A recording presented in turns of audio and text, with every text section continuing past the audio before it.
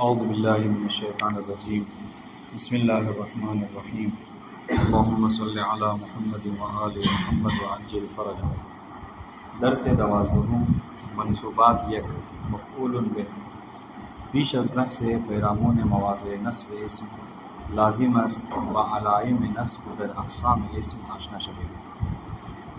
کل حالانکہ ہم نے اجمالاً یہ بات پڑھی تھی، بہرحال پھر بھی کہا تھا کہ اس کو دوہرا لیں گے، تو آج بہرحال وہ وقت آن گیا کہ ہم اس کو دوہرا لیں۔ اس سے پہلے مرفوعات کی گفتگو گزر چکی ہے، ٹھیک ہے۔ مرفوعات میں فاعل، نائب فاعل، مبتدا، خبر وغیرہ کو ذکر کیا۔ آج جو ہے وہ منصوبات کا سلسلہ شروع کر رہے ہیں، ٹھیک ہے۔ اور یہاں پر سب سے پہلے انہوں نے بتایا کہ منصوبات میں، ٹھیک ہے، جو منصوبات کی فہرست ہے 14، اس کو ذکر کرنے سے پہلے اور ان کی تفصیلات کو ذکر کرنے سے پہلے ضروری ہے کہ ہم یہ جان لیں کہ اسم کہاں کہاں پر منصوب ہوتا ہے، ٹھیک ہے۔ عفواً یہ تو بتائیں گے وہ 14 جگہ ہیں جہاں پر اسم منصوب ہوتا ہے، یہ بتا رہے کہ علامت نصب اسم کیا ہے۔ لہٰذا سب سے اوپر ابھی جو ایک لائن میں پڑھا اس میں ہم بتانے کیا چاہ رہے ہیں، کہہ رہے کہ مواضع اسم، مواضع موضع کی جگہ، کہہ رہے مواضع اسم کے، مواضع نصب اسم کے جاننے سے پہلے ضروری ہے کہ ہم علامت نصب اسم کو جان لیں کہ اسم کہاں کہاں پر منصوب ہوتا ہے۔ تو انہوں نے کہا کہ اسم کے منصوب ہونے کی علامت نشانی جو کیا ہے، 4 ہے، جن میں سے ایک جو ہے وہ اصلی ہے اور 3 جو ہے وہ فرعی ہے، ٹھیک ہے۔ اصلی کیا ہے کہ اسم کی نصب کی اصلی علامت کیا ہے، فتحہ، ٹھیک ہے۔ لیکن کبھی کبھی یا، الف اور کسرہ ہے نا، یہ 3 چیزیں کیا ہیں، نیابت کرتی ہیں کس کی، فتحہ کی۔ بالکل ترتیب وہی ہے، طریقہ وہی ہے بیان کرنے کا جو اس سے پہلے مرفوعات میں گزر چکا ہے نہیں۔ مرفوعات میں کہا تھا کہ رفع کی اصلی علامت کیا ہے، واو ہے، لیکن کبھی کبھی الف، واو، نون، یہ سب کیا ہیں، واو کی نیابت کرتے ہیں۔ اس طریقے سے یہاں پر نصب کی اصلی علامت فتحہ ہے، لیکن کبھی کبھی الف، یا اور کسرہ نیابت از فتحہ کرتے ہیں۔ بات بات انشاءاللہ۔ پھر اس کے بعد گنوانے لگے کہ وہ کون سی جگہ ہیں کہ جہاں پر الف مثلا کیا ہے وہ کسرے کی، فتح کی نیابت کرتا ہے، ٹھیک ہے۔ کون سی جگہ جہاں پر یا جو ہے وہ فتح کی نیابت کرتا ہے، اور کون سی جگہ ہیں کہ جہاں پر کسرہ جو ہے وہ فتح کی نیابت کرتا ہے۔ بہت آسان ہے۔ الف کی جہاں تک بات ہے، جنہوں نے ذکر کیا کہ الف جو ہے وہ آپ کو اسماء ستہ میں، ٹھیک ہے، وہ نیابت کرتا ہے کس کی، فتح کی۔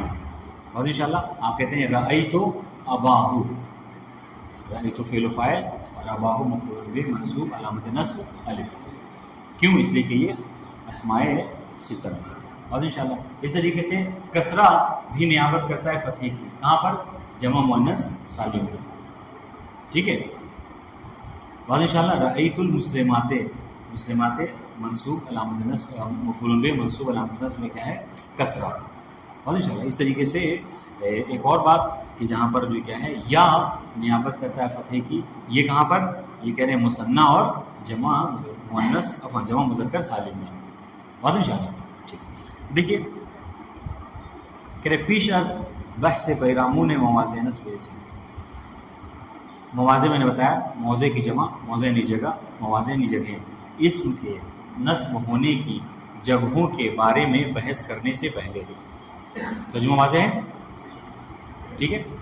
کیا ہے، کہہ رہے ہیں کہ اسم کے نصب ہونے کی جگہوں کے بارے میں بحث کرنے سے پہلے لازم است، ضروری ہے، با علائم نصب در اقسام اسم آشنا شوید، ٹھیک ہے، کہ ہم اسم کے اقسام میں جو نصب کی علامتیں ہیں، نشانیاں ہیں، اس سے آگاہ ہو جائیں، اس سے آشنا ہو جائیں۔ کل ہم نے علامت کی بہت زیادہ تشریح کی تھی، آج اس کی ضرورت نہیں ہے۔ خیر، علائم نصب اسم کے نصب ہونے کی علامت، کہ علامت نصب در اصل فتح، اسم میں نصب کی اصلی علامت کیا ہے، فتح۔ بات انشاءاللہ، اور ہم نے کہا تھا اصل وہ ہوتا ہے کہ جس کے بارے میں سوال نہیں ہوتا ہے نہیں جی۔ وہ در برقی موارد الف یا و کسرے، اس لیے دیکھیے، اس سے دیکھا ہوگا آپ نے کہ جب کبھی مثلا آپ کہتے ہیں رأیت سعیدن، سعیدن کہتے ہیں مفعول بھی منصوب علامت نصب کیا ہے، فتحہ، تو آپ سے نہیں پوچھا جاتا ہے کیوں فتحہ جو ہے نصب کی علامت ہے، نہیں۔ لیکن یہی اگر آپ کہیں کیا ہے رأیت اباہ، الف جو کیا ہے فتح کی، مطلب کیا ہے، نصب کی علامت، تو آپ سے پوچھا جائے گا الف کیسے، آپ جواب دیں کہ جو کہ اسماء ستہ میں سے بات ان شاء اللہ. خود برقی موارد کہ اصل علامت جو کیا ہے نصب کی فتح ہے، لیکن بعض موارد میں الف یا اور کسرہ، یہ تین چیزیں الف یا اور کسرہ، یہ کیا ہے نیابت از فتح میکنه، یہ فتح کی نیابت کرتے ہیں. یعنی کیا مطلب فتح کی نیابت مطلب کیا، یعنی یہ کہ ہاں اسم کے نصب ہونے کی علامت یہ تینوں بن جاتے ہیں. بعض جگہوں پر اسم جو منصوب ہوتا ہے اس کے نصب کی علامت کیا ہوتی ہے، ان تینوں میں سے کوئی ہے ان شاء اللہ. پس اسم در حالت نصب دارای چہار علامت، بس اسم کی نصب کی حالت میں کتنی علامتیں ہیں، چار علامتیں، تین علامتیں فرعی ہیں اور ایک علامت اس میں سے دیکھیے وہ چاروں موارد جو ہیں وہ 1 2 3 4 لگاتار اس کو گنوا رہے ہیں. سب سے پہلے جو اصلی علامت ہے نصب کی وہ کیا ہے، فتحہ. ٹھیک ہے، کہہ رہے یہ کہاں پر نصب کی علامت ہوتا ہے، کہہ رہے یہ در اسم مفرد و در جمع مکسر، اسم مفرد میں یعنی وہ اسم جو کہ مفرد ہو یعنی مثنی اور جمع نہ ہو، اور ان شاء اللہ اور جمع مکسر میں، جمع مکسر نہیں کیا مطلب وہ جمع کہ جس کی مفرد کی بنا ہوتی ہے، اور ان شاء اللہ یہ سب بتا چکے ہیں. مثال دیکھیے سعیدن، اور ان شاء اللہ ضربتو سعیدن، اور ان شاء اللہ جی تو سعیدن کیا مفعول به منصوب علامت نصب فتح. اس طریقے سے در جمع مکسر مثال رجالن، اور ان شاء اللہ رائی تو رجالن منصوب علامت نصب کیا ہے. اس طریقے سے الف بھی جو علامت نصب ہوا کرتا ہے کہاں پر، در اسماء ششگانے یعنی اسماء ستہ، یہ وہ جو 6 اسماء ہیں ان میں اباہ اخاہ حماہ فاہ حناہ ذا علم، اور ان شاء اللہ ان سب میں اس سے پہلے جب فعل و فاعل آ جائے تو یہ مفعول به واقع ہوتے ہیں، اور ان شاء اللہ اور ان میں نصب کی جو علامت ہوتی ہے وہ فتحہ. اس لیے کہ ہم نے اس سے پہلے پڑھا، اگر آپ کو یاد ہوگا کہ جو اسماء ششگانے ہیں، جو اسماء ستہ ہیں، ان کو اعراب جو دیا جاتا ہے اعراب بالحروف دیا جاتا ہے.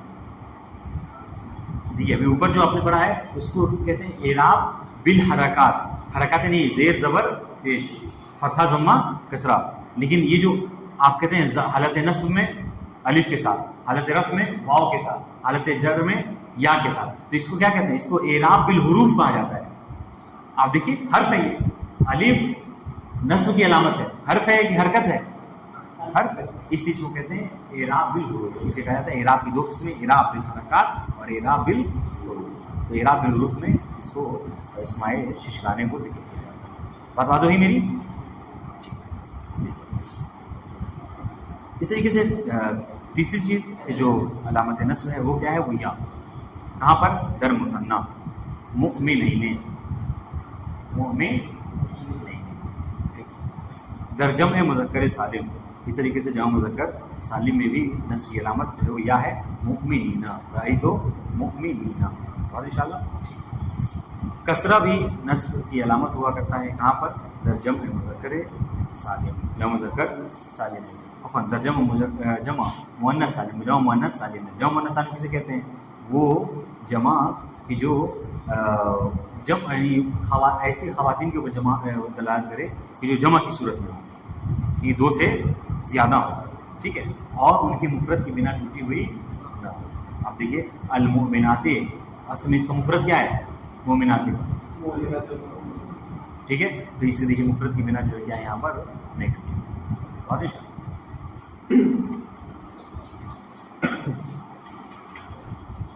اب آئیے یہ بھی بہت آسان ہے، اس کو ایسے پڑھ کے گزر جاتے ہیں. اصل درس آج ہمارا مفعول به ہے. مواضع نصب. ہم نے کہا تھا کہ ہم اسم کے وہ مواضع کے جہاں پر اسم منصوب ہوتا ہے اس کو ذکر کرنے سے پہلے علامت نصب اسم کو ذکر کریں. علامت نصب ذکر کر دیا، اب آئیے وہ جگہیں بتا رہے ہیں کہ جہاں پر اسم کیا ہوتا ہے، منصوب ہوتا ہے. یعنی اسم اگر اس جگہ پہ آ جائے تو کیا ہوگا، منصوب ہوگا. وہ کیا ہے، کہہ رہے وہ 14 ہے. اسم در 4 موضع منصوب، اسم جو 14 جگہوں پر منصوب ہے. یعنی کیا مطلب، یعنی اسم اگر ان 14 میں سے کوئی ایک بھی واقع ہوا تو وہ کیا ہوگا، منصوب ہوگا. وہ کون سے، مفعول به، مفعول له، مفعول فی، مفعول ما، مفعول مطلق الی آخر میں. اس کو پڑھ لیجیے گا، ٹھیک ہے. اب کیا ہے، اب ہمارا درس کیا ہے، اور ابھی سے لے کر مجھے لگتا ہے آنے والے امتحان تک کے یہ سلسلہ چلتا رہے گا، ہے نا. ہر ایک کی تفصیل درس آپ کو بتائیں گے کہ مفعول به ہے، مفعول به کی تعریف کیا ہے، مفعول به کی شرائط کیا ہے، مفعول به کب مقدم ہوتا ہے، کب مؤخر ہوتا ہے، یہ ساری چیزیں ذکر کریں گے. اس طریقے سے مفعول فی، مفعول ما سارے تو سب سے پہلی جو دیکھیے آپ ان 14 میں سب سے پہلے صورت کون سی ہے؟ جب اس مفعول بہ واقع ہو تو کیا ہوتا ہے وہ منصوب. اب آئیے مفعول بہ کسے یہ آج کا کہ مفعول بہ اس میں منصوبی سمجھ میں آ رہا ہے سب کو؟ بہت آسان انشاءاللہ، مشکل نہیں ہے کوئی. سید مشرقین واضح ہے؟ ٹھیک. دیکھیے مفعول بہ اس میں سب سے پہلے تعریف کریں مفعول بہ کسے کہتے ہیں. واضح ہے؟ تو سنیے کہ مفعول بہ اس میں منصوبی کہ فعل فاعل برآن واقع شود. دیکھیے کیسے عبارت پڑھ رہا ہوں. مفعول بہ اس میں منصوبی مفعول بہ ایک ایسا اسم ہے کہ فعل فاعل کہ جس پر فاعل کا فعل فاعل نہیں فاعل کا فعل برآن واقع شود اس کے اوپر واقع. مفعول بہ وہ اس میں منصوب ہے کہ جس کے اوپر فاعل کا فعل واقع ہوتا ہے. آپ کہتے ہیں مثلا کیا ہے قتل سعید علیہ. دیکھیے گا میری طرف سے قتل سعید علیہ.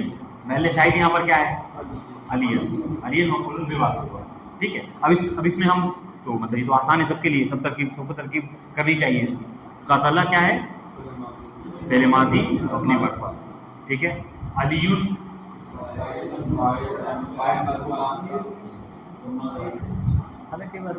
کیا کہا جائے لیکن سعید فاعل مرفوع علامۃ رفع ضمہ. علی کیا ہے مفعول بہ منصوب علامۃ نصب. اب آپ اس میں توجہ کیجیے. اس میں کیا ہے فاعل کسے کہتے ہیں؟ فاعل کی تعریف کیا ہے؟ ہاں وہ اس میں مرفوع ہے کہ جو فعل ہے یہ تعریف کبھی نہ کیجیے گا کہ فاعل کرنے والا. یہ جو اصطلاح میں تعریف میں پڑھی ہے وہ کیجیے. ٹھیک ہے. وہ اس میں مرفوع ہے کہ جو فعل معلوم کے بعد قرار پاتا ہے اور اس فعل کی نسبت فاعل کو دی جاتی ہے. اب دیکھیے آپ تو قتل سعید میں ٹھیک ہے قتل قتل کی نسبت جو کس کی طرف دی جا رہی ہے؟ سعید کی طرف. یعنی یہ جو قتل کا فعل ہے کس نے انجام دیا ہے؟ سعید. ہم نے مفعول بہ میں کیا پڑھا کہ فاعل کا جو فعل ہوتا ہے فاعل کا فعل. اس مثال میں فاعل کا فعل کیا ہے؟ قتل کرنا. اصل قتل کرنا. تو سعید نے جو قتل کرنے کا فعل انجام دیا ہے ٹھیک ہے. ہم نے مفعول بہ کی تعریف کیا کری؟ یہ تعریف کری کہ مفعول بہ وہ منصوب ہوتا ہے کہ جس کے اوپر فاعل کا فعل واقع ہوتا ہے. تو یہ جو فاعل کا فعل ہے قتل یہ واقع ہو کس کے اوپر؟ مفعول بہ کے اوپر. تو علی کے اوپر دیکھیے آپ کی مثال میں کیا ہے یعنی علی کے اوپر فاعل کا جو فعل ہے یعنی قتل وہ واقع ہوا ہے. یعنی سعید نے علی کو قتل کیا ہے. اس مثال میں بہت انشاءاللہ. اکل سعید خبزا زیادہ آسان مثال ہے. ٹھیک ہے. اکل سعید خبزا سعید نے کھائی روٹی. بہت انشاءاللہ. تو دیکھیے یہ جو سعید کا فعل کیا ہے یہاں پر سعید نے کیا انجام دیا؟ کھایا ہے نا. تو یہ جو کھانے کا فعل ہے یہ کس کے اوپر واقع ہو رہا ہے؟ روٹی کے اوپر. خبز. بتا دیں انشاءاللہ. اب یہ عبارت آپ کے واضح ہے. مفعول بہ کسے کہتے ہیں؟ مفعول بہ وہ اس میں منصوب ہے کہ جس کے اوپر فاعل کا فعل واقع ہوا ہو. دیکھیں اس میں منصوبی کہ فعل فاعل برآن وہ اس منصوب ہے کہ جس کے اوپر فاعل کا فعل واقع ہو. مثال دے دیں قتل سعید علیہ. دیکھیے قتل کے نیچے ایرو فعل سعید الفاعل اور علیہ. ٹھیک ہے. دیکھیے مثال بالا بالا یعنی اوپر کی مثال میں فعل قتل یہ جو قتل کا فعل ہے توسط سعید. ظاہر سی بات ہے کہ یہ فعل سعید کا فعل. اس لیے کہ دیکھیے فعل کبھی بنا فاعل کے نہیں ہوتا. میں آپ کو بتایا تھا جب کبھی آپ کہیے کہ مبتدا ہے تو اس کے لیے خبر آپ کو ضرور ذکر کرنا ہوگا. جب آپ کہیے کہ یہ فعل ہے تو اس کا فاعل ضرور ذکر کرنا ہوتا ہے. تو کہہ رہے کہ یہ جو قتلہ کا فعل ہے توسط سعید سعید کی توسط سے سعید کے وسیلے سے سعید کے ذریعے سے کہ فاعل ہے جو کہ فاعل کون فاعل ہے؟ سعید. سعید جو کہ فاعل ہے اس کا فعل یعنی قتل بر علی کے مفعول بہ اصل مفعول بہ مباشرت واقع شو ہے. سعید کے وسیلے سے سعید کے ذریعے سے قتل کا فعل واقع ہوا کس کے اوپر؟ مفعول بہ یعنی علی کے اوپر. بات واضح شان اس لیے یہاں پر اس مثال میں علی کو مفعول بہ کہتے ہیں. بات واضح.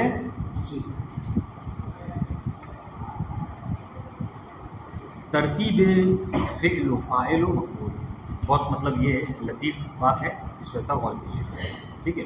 کہہ رہے کہ فعل فاعل اور مفعول کی ترتیب. اصل دیکھیے ترتیب تو یہی ہے. ترتیب یعنی کیا؟ آپ کی ترتیب کس کہتے ہیں؟ ترتیب کا نہیں مرتب طریقہ، یعنی پے در پے سمجھ لیجیے آپ، ہے نا، ترتیب کے ساتھ اردو میں بھی اس کا استعمال کرتے ہیں، ہے نا، یعنی جو جس کا رتبہ ہے اسی کے حساب سے. تو یہاں پر ترتیب اصل یہ رتبہ بہت اچھا رہے گا سمجھنے کے لیے. ترتیب فعل و فاعل و مفعول، فعل و فاعل و مفعول کی ترتیب کیا ہے؟ ترتیب یہ ہے، رتبہ یہ ہے کہ پہلے فعل ہو، اس کے بعد فاعل ہو، اس کے بعد یہ بہرحال رتبہ ہے سب کا. اور ان شاء اللہ کہ فعل پہلے آتا ہے، اس کے بعد فاعل ہوتا ہے، اس کے بعد مفعول بھی ہوتا ہے. جیسا کہ ابھی مثال بھی ہم نے جو پڑھی ہے قتل سعید العلیم. دیکھیے آپ کو میں بتا رہا ہوں وہاں پہ جو میں کیوں رک گیا تھا وہ اصل میں ہم نے دیکھا ہے، مطلب ہماری کتابوں میں اور بقیہ اہل سنت والے کتابوں میں یہ بڑا فرق ہے.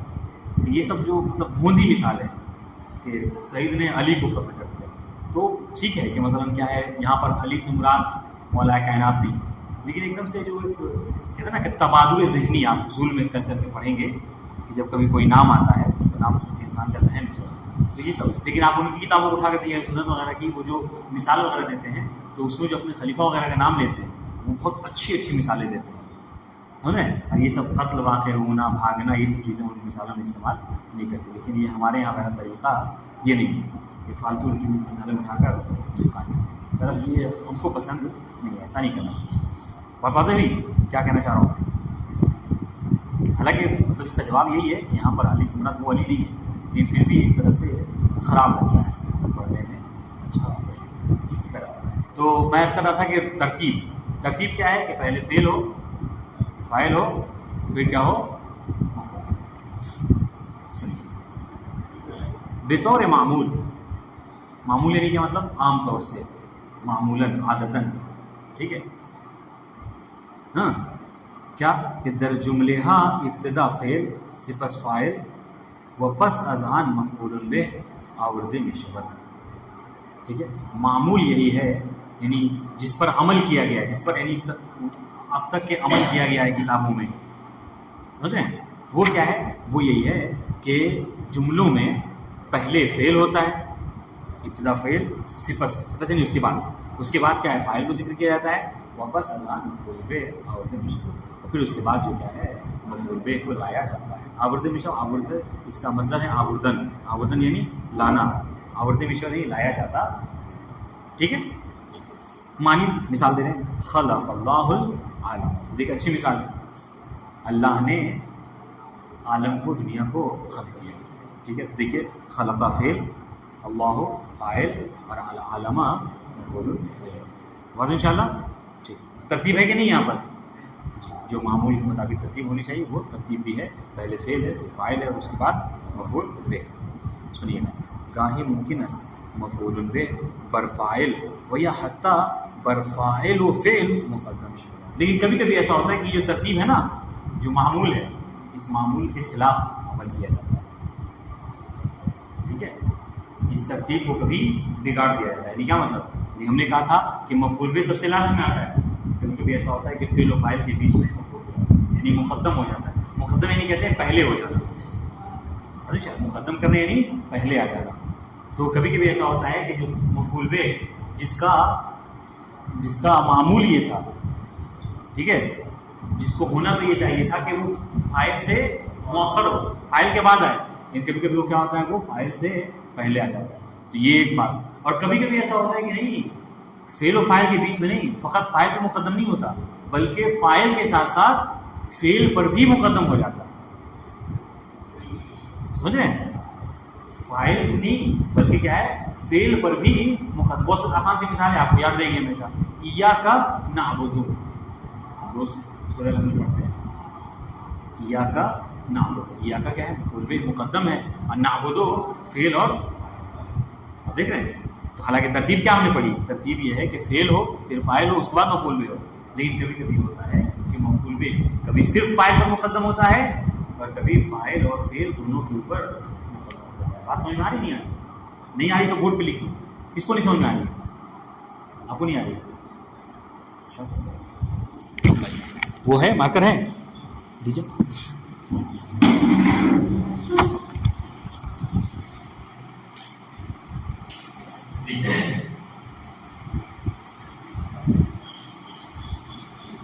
معمولاً ایسا ہوتا ہے پہلے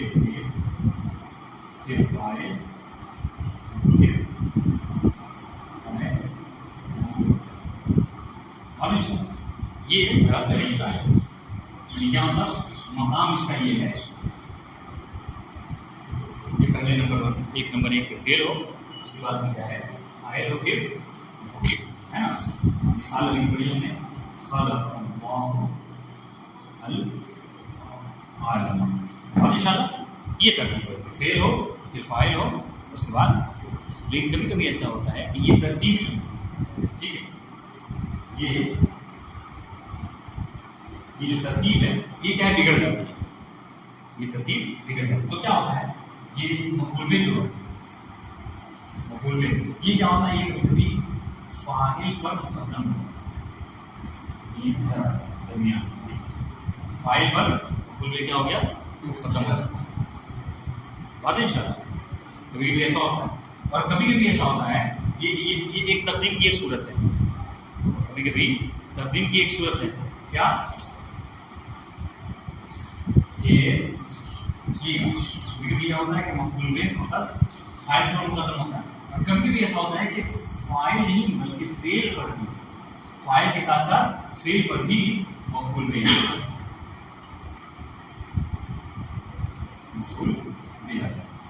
سمجھ رہے ہیں. اب یہ ایک تقدیم کی ایک صورت اور یہ تقدیم کی دوسری صورت. بات انشاءاللہ. پہلی صورت کی مثال کیا ہے تقدیم کی؟ مثلا تقدیم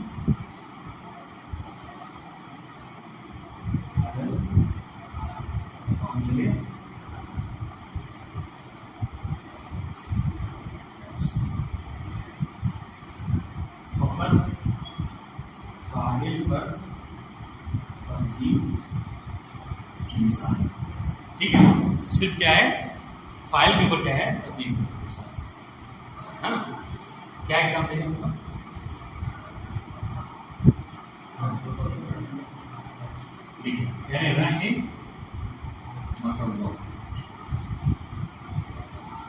سمجھ لیں رحم اللہ. اور انشاءاللہ یہاں پر محل شاہد کیا ہے یہ کاف. یہ کاف دیکھیے گا اور کیجیے گا، یہ مفعول به اس میں ہونا کیا تھا، یہ جملہ ہی ہونا چاہیے رحم اللہ علیہ. سمجھ رہے رحم اللہ علیہ. لیکن کیا ہے، لیکن یہ جب کہتے ہیں نا کہ جب کبھی مفعول به ضمیر متصل ہو جائے تو وہ کیا ہوتا ہے، وہ مقدم ہو جاتا ہے فاعل. یہاں پر دیکھیے یہ کیا ہے، یہ ضمیر متصل ہے کاف. اب آپ کیا ہے رحم اللہ ہو کا نہیں کہہ سکتے. اگر آپ یہ کہنا چاہیں رحم اللہ ہو، ٹھیک ہے، اب کاف کہاں رکھیں گے؟ یہ کاف جو ہے وہ یہ فعل کے ساتھ تو ضمیر جو ہوتی ہے وہ فعل کے ساتھ متصل ہو جائے گی. یہ اس کے ساتھ کیسے آپ متصل کریں گے؟ اس لیے یہاں پر کیا کہہ رہے ہیں رحم اللہ. اور انشاءاللہ تو یہاں پر دیکھیے محل شاہد کیا ہے رحمہ فعل، ٹھیک ہے، کاف لے کے آئیے مفعول به مقدم، ٹھیک ہے، اور اللہ فاعل مقدم یعنی پہلے آنے والا، مؤخر یعنی بعد. تو اس میں کیا ہے رحمہ فعل، رحمہ اپنے حساب سے یعنی ترتیب کے مطابق ہے کہ نہیں رحمہ؟ جی ہے کہ نہیں ہے؟ جی. کیوں؟ اس لیے ہم نے کہا کہ فعل پہلے آتا ہے. ٹھیک ہے. اچھا کاف اور اللہ میں یہ دونوں ترتیب کے مطابق ہے کہ نہیں ہے؟ نہیں. ترتیب یہاں پر بگڑ گئی. کیوں؟ اسے ہونا یہ چاہیے تھا کہ مفعول به بعد میں آئے، لیکن یہاں پر چونکہ وہ مفعول به ضمیر متصل ہو گیا ہے لہذا وہ مقدم ہو گیا. بات انشاءاللہ ٹھیک ہے، بات واضح ہے. تو یہ تقدیم کی ایک مثال. دوسری مثال کیا ہے کہ فعل و فاعل دونوں پر مقدم ہونے کی مثال کیا ہے، یا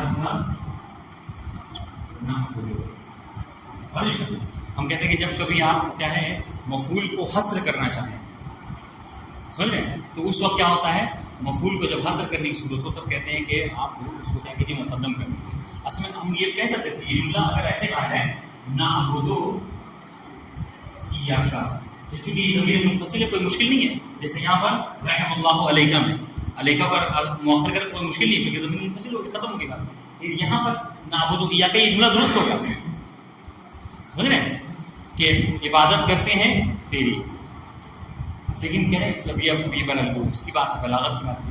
بلاغت کے اعتبار سے یہ جملہ صحیح نہیں ہے. اگر آپ کہتے ہیں نا نعبد ایاک، اس کا مطلب کیا ہے کہ اے اللہ ہم عبادت کرتے ہیں تیری اور تیرے علاوہ غیر کی بھی کرتے ہیں، جبکہ ہم یہ مانا نہیں. اسے آپ نے قرآن کا ترجمہ دیکھا ہوگا، جو بھی ترجمہ کرے گا ہم تیری ہی عبادت کرتے ہیں. یہ جو ہی کا معنی آتا ہے یعنی کیا ہوتا ہے، یعنی یہ آپ کیا کہتے ہیں ترجمے میں کہ صرف تیری ہی عبادت کرتے ہیں.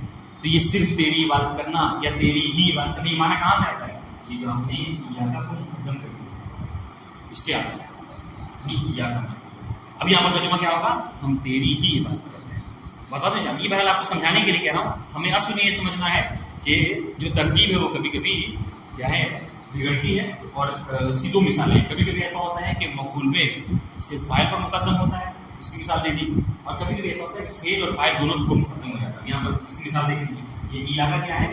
مفعول بہ مقدم.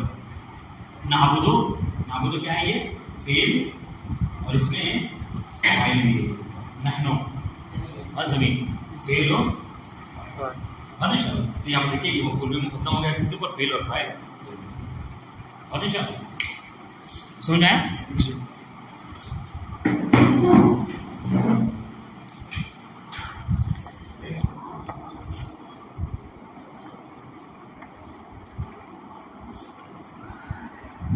دیکھیے کہ گاہی ممکن ہے. اصل میں ترتیب تو یہ ہے کہ پہلے فعل ہو، پھر فاعل ہو، پھر مفعول بہ. لیکن کہہ رہے گاہی یعنی کبھی، گاہی یعنی کبھی. ممکن ہے کہ مفعول بہ پر فاعل، پہلی صورت کہ مفعول بہ کیا ہو؟ فاعل پر مقدم. یہ پہلی صورت مثال دے دی ہم نے. و یا حتیٰ پر فاعل و فعل. اور دوسری صورت کبھی کبھی ایسا ہوتا نہیں صرف فاعل نہیں بلکہ فاعل کے ساتھ ساتھ فعل پر بھی مفعول بہ کیا ہوتا ہے؟ مقدم ہو جاتا ہے. در اینجا پہ بیان برقی از موارد تقدم اشارے. ہم یہاں پر تقدم کی بعض موارد کے اوپر جو کیا ہے اشارہ کر رہے ہیں، بعض موارد کو ذکر کر رہے ہیں کہ جہاں پر مفعول بہ یا تو کبھی فاعل پر مقدم ہوتا ہے، اور یہ وجوبی ہے. سنیے گا یہ کیا ہے؟ واجب ہے ایسا کرنا. اگر آپ نے ایسا نہیں کیا تو غلط ہے، یعنی آپ نے قواعد عربی کے خلاف کام کیا. جیسے ہم نے آپ کو بتایا کہ اگر آپ نے نعبد ایاکا، آپ کا جملہ درست ہوگا، لیکن وہ جو معنی آپ کہتے ہیں نا کہ ہم بس اللہ کی عبادت کرتے ہیں، وہ معنی نہیں آ پائے گا. سمجھ رہے ہیں؟ یا پھر یہ جو ضمیر متصل ہے اس کو فعل سے متصل ہونا چاہیے تھا تو یہ پہلے آئے، لیکن اس کو بعد میں کیجیے گا تو یہ جملہ ہی آپ کا غلط ہو جائے گا. بتا دیں ان شاء اللہ. ٹھیک. موارد وجوبی تقدم ہے مفعول بہ بر فاعل. اس کو پڑھے رہنے دیں. پہلا دن ہے آج، آرام کیجیے. السلام علیکم ورحمۃ اللہ.